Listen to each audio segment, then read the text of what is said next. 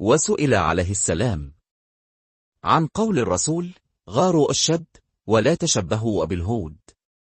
فقال عليه السلام: إنما قال ذلك وأد نقل، فأمل أنا وقد اتسع نطاقه وضرب بجيرانه، فامروا وما اختار. Imam Ali, AS, was asked about the prophets, PBUH, saying, change your gray hair and do not imitate the Jews. Imam Ali, AS, replied that this was said when Muslims were few, but now that Islam has spread and is established, people are free to choose.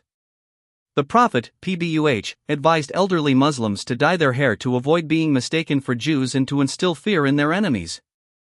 However, now that Muslims are numerous and Islam is established, the ruling has changed, and dyeing hair is now permissible but not obligatory.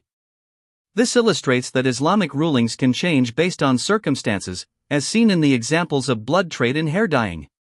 The underlying principle is that rulings are subject to their underlying reasons and purposes, which can evolve over time.